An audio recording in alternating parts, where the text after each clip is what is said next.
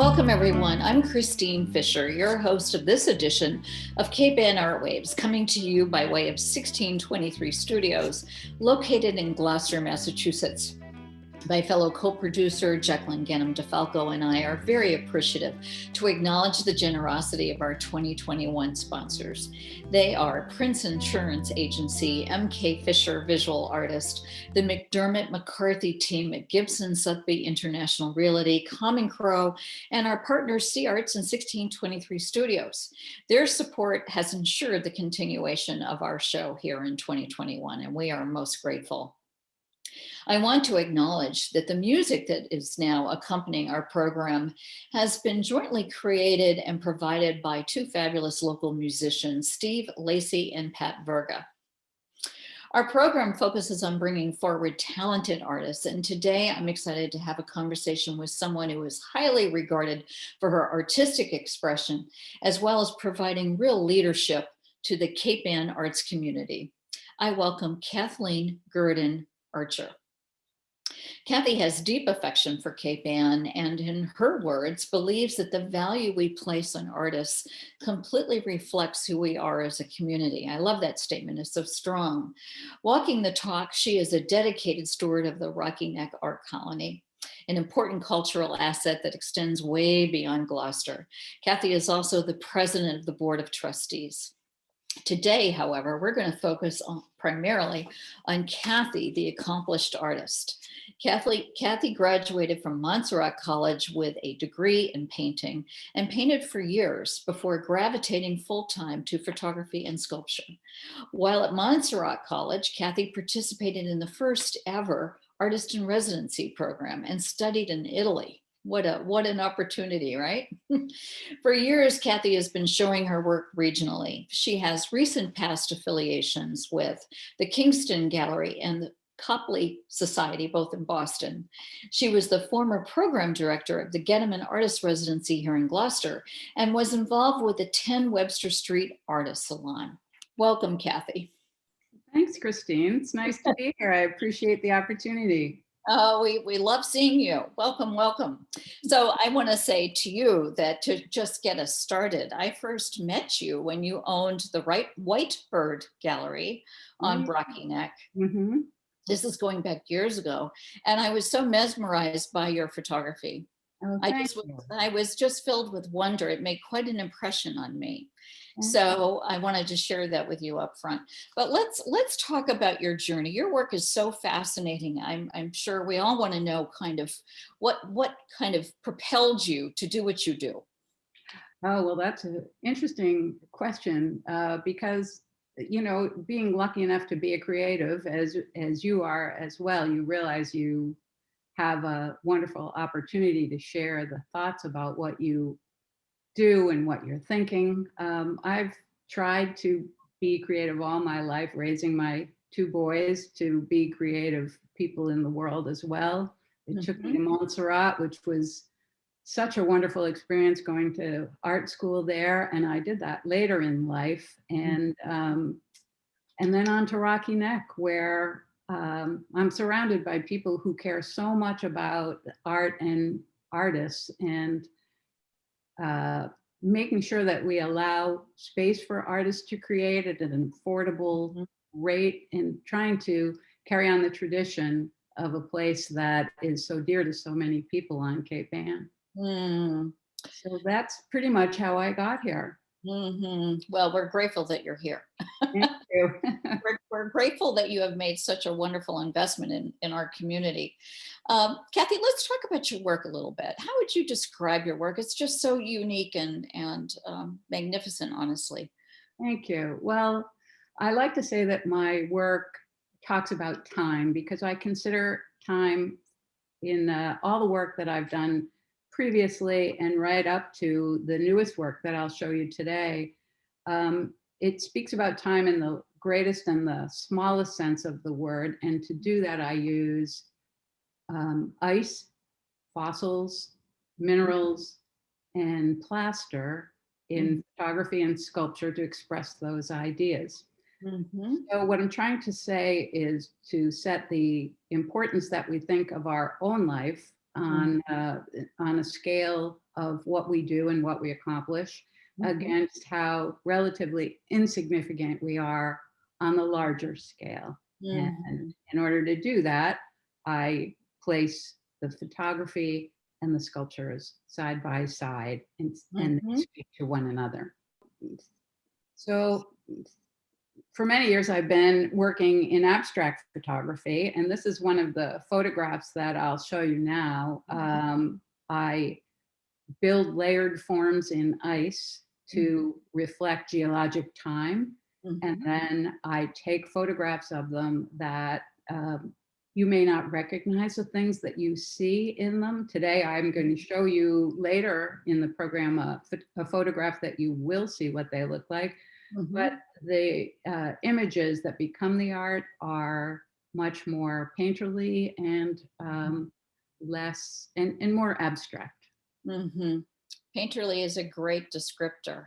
Yes, thank you. And so I belong, in order to put these together, I belong to rock and mineral clubs and fossil clubs from Massachusetts to Florida, where I am now. And I collect, I'll show you a couple of things I collected from, this is mica, and this will be the base of one of my sculptures. This is something I took out of a mine in Maine. There's some, you can see some green tourmaline in that. And then on the fossil scale, this is one of my greatest finds. This is a partial mammoth tooth that I found here in Florida. That's amazing. Isn't it exciting to me? It's so thrilling, and I use all of these things in my work. The majority are smaller pieces of fossils and shark's teeth. They all go in and make up the work that I'm doing. Can I describe one of the pieces for you? I would love for you to do that. Well, I just finished an abstract, the pieces that you'll see today. It's an abstract self-portrait of my childhood. So in order to make that, I went to New Jersey, where I grew up, and my brother Russ and I went out on an adventure. We went to a lot of the places that make up my childhood memories. For instance, the donut shop our parents would take us to after Mass. And at each place we visited, I picked up a small rock. And so I had quite a few of those. And then we went to Porosy Park, which is a Cretaceous area fossil park. And we picked up some fossils and shark's teeth there. Those things became the first layer that I put in a form. And I pour water over that layer and freeze it. And then the second layer, so this is to be a metaphor for geologic time. The second layer are leaves and tree pieces that I brought back from that the plant life that I love in New Jersey. There's a layer about the beach with some horseshoe crabs in it. There's a layer of grass because I love the smell when my dad was cutting the grass on the lawn. I love that. There's a layer of toys, Scrabble pieces, rings, ephemera, but probably the largest layer are photographs. And I copied, I can't tell you how many childhood photographs with aunts and uncles and birthday parties and Santa Claus, and that's the top layer. And you'll see that in the photograph. This is the first time I've shown anyone how that looks. And you will see the pieces melting out. And when it melts, I take it out of this form and I let it melt. And that's when I take the photographs. It's amazing. And it takes a while for it to melt. So it's amazing, Kathy. And you know, your work is so intentional. I have to ask you, were you exposed to anyone else who was doing something somewhat similar? Because your approach to your work is so thoughtful, and it's just so, to me, very unique. And I'm just curious, you know, how you came up with this whole concept of approaching the work the way that you do. I think I owe that to Martha Buskirk, who led the senior seminars the year that I was a senior student at Montserrat College of Art. So much of that was about being intentional and considering all of the elements that are going into your work, for instance, the plaster for the small sculptures, I had to think when I decided to go into the third dimension with my work, what would hold this all together and why would I use it? So as a paleontologist out in the field, if you discovered a fossil and you wanted to take it back to your to study, you'd wrap it in plaster. You would encase the whole thing because if it was exposed to the air, it would disintegrate. And so the plaster became one of the major parts of the form. So I'd have to relate it all back to Montserrat and thank them for that. Yes, yes. Well, tell me, we want to transition into sculpture now, right? Yes. So like the layered pieces in the photography, the sculptures are in smaller vessels. They're very small. I read a book by Edmund de Waal called The Hair with the Amber Eyes, fabulous book about small ceramic pieces he made and the beauty of something small. And it really inspired me. So I started the sculptures and I would put them in plaster in different shapes and then fill the layers with shark's teeth and small fossils, and then color those layers, as you'll see in one of the photographs, with different coffee, tea, paint, anything that would ink that would make a new color in that layer, as a geologist would see the strata when they're talking about time.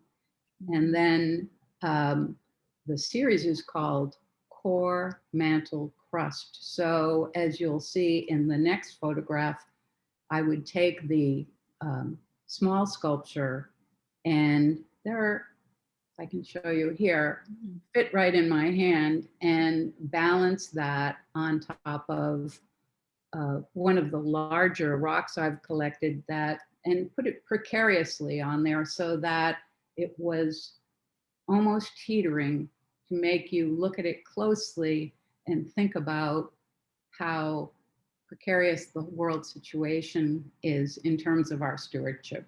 Yes, exactly. I mean, I think that's a good metaphor for life, on so many levels.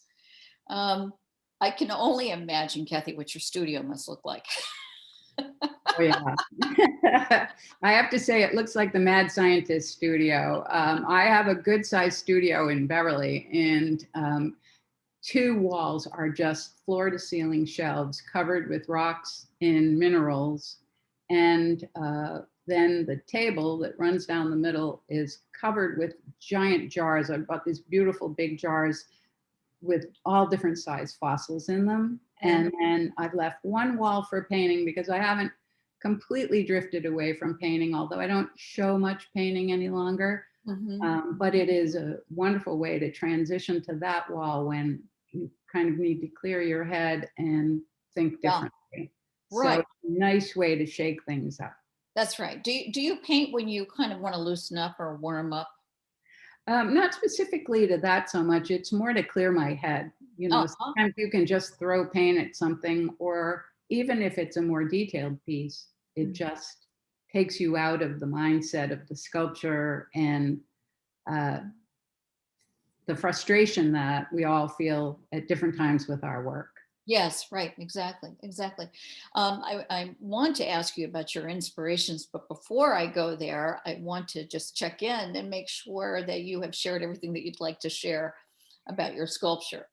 Well, I believe so. I think that I've given you 2 photographs of the sculptures so that you can see what they look like in relation to the photography. And I had a show at the Glen Urquhart School, and it was the first time that I used the 2 together. So the photography is often quite large, and it's under glass because the glass, I think, represents a large piece of ice. It just has that feeling for me. And I found small shelves I could put the sculptures on next to it and how they would relate. And the titles of the photographs come from some of those inspirations that you're asking about. My inspiration comes mostly from books and painters. Mm-hmm. Those are my two great loves, and all of the photographs that I've made have titles that are sentence fragments from the books that I think speak most closely to what I'm trying to portray. The Mapmaker's Dream was a book that I used for a long time for a rain series of photographs that Mm-hmm. I made. That was Whitebird Gallery. Mm-hmm. And then when I went and opened Float Gallery with Barbara Moody, Mm-hmm. I showed this newer work in ice. Mm-hmm. And those titles were inspired more by a book that was a Pulitzer Prize winner called Tinkers by Paul Harding. Mm-hmm. Paul Harding is actually, when he wrote that book, he was living in Wenham. And I was so grateful to stumble across that book. Mm-hmm. So, Such unique sources of inspiration. I love how you use that to title your work. thank you. Yeah, very, very unusual. Another question I have to ask you, Kathy, before we wrap up here. I've always been very impressed by the richness of your colors in your photography. Thank Very, you. very rich. How do you go about that? Well, the colors are what is in the layers. Mhm. And, the ice is not completely forgiving as much as I have an idea in my head of how I would like an image to be. And if I can place something closer to the edge so that I'll be able to photograph it, it never works out that way. Right. It it doesn't help. So I'm kind of at the mercy of whatever happens within the ice and how things float around before they settle. Hmm. But I don't enhance the colors. It's just, I guess, maybe the colors of whatever is in my life. That's amazing. I mean, really, that's amazing because your colors are just, I mean, they're beyond. I mean, that's in part what fills me with wonder when I look at your work. Oh, thank you. Thank you Thank very you. much. Well, you're so welcome. Kathy, I want to ask you, what's next for you? I know you've been working on a new collection. Yes, well, all the photos and the sculptures, I've been kind of dormant, I felt, for the last year or two. Two things, two reasons. One, I was working on this new artwork, but also kind of shepherding Rocky Neck through the pandemic. How do we go from in-person shows to online? So we've accomplished that with a great deal of help. And so now I need to take my sculptures, I need to take the photographs that are new that you've seen today and um, decide how big they'll be when they're displayed and find titles for them. I haven't found the right book yet for my titles. Mm-hmm. And the sculpture series, I have to make a page on my website. So there's a little work to be done. I spoke with my website designer, and we're going to get to work on that when I get home in March. Well, that's exciting. We'll all be tuning in. Thanks. Kathy, where can we find you? Give us your URL so our viewers can look you up. My website is KathleenGerdonArcher.com. And I'm also always available by email, Mm-hmm. kGerdonArcher@mac.com. Wonderful. Thank you. Well, thank you so much. It's been such a pleasure to speak with you and to see your work. And I want to thank you for all that you do to support the cultural community of Cape Ann. Well, thank you. It's a pleasure. Thank you. Thank you. And I want to thank our sponsors, Prince Insurance Agency, MK Fisher Visual Artists, the McDermott McCarthy team at Gibson Sotheby International Realty, Common Crow and our partners C Arts, and 1623 Studios. For our listeners, each interview airs for 2 weeks now, back to back. This program will be aired on 1623 Studios Channel 12 and their social media platform to include YouTube, Facebook, and Twitter. I'm Christine Fisher. Thank you so much for watching.